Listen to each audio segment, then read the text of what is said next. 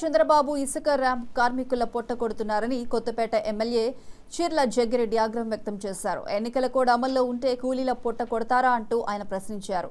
BR Ambedkar Konaseema జిల్లా అమలాపురం కలెక్టరేట్లో ఇసుక ర్యాంప్లోని యజమానులు ర్యాంప్లో పనిచేసే కార్మికులతో కలిసి కలెక్టర్ హిమాన్షు శుక్లాకు వినతి పత్రం అందజేశారు. నిబంధనలకు లోబడి ఇసుక ర్యాంపులు నిర్వహించేలా చర్యలు తీసుకోవాలని జగ్గిరెడ్డి కోరారు. చంద్రబాబు ఇప్పటికైనా కూలీల పొట్టను కొట్టే కుట్రలు మానుకోవాలని హితవు పలికారు. ఏదైతే ఎన్నికల కోడ్ అమల్లో ఉందో ఆ ఎన్నికల కోడ్ని సాకుగా చూపించి ముఖ్యంగా ఉన్నటువంటి భవన కార్మికులు కానీ ఇంకా ఉన్నటువంటి కార్మిక సోదరులందరూ కూడా పనిచేస్తున్నటువంటి ఇసుక రీచ్లన్నింటినీ కూడా మూసేయాలని చెప్పి తెలుగుదేశం పార్టీ నాయకులు వచ్చి మరి స్టేట్మెంట్లు ఇవ్వడం జరుగుతోంది.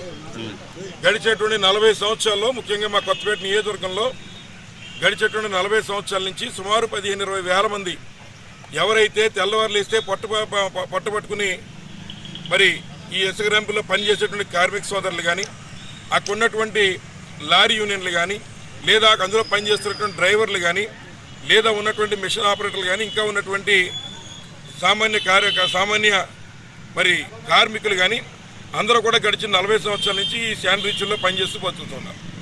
ముఖ్యంగా ఏదైతే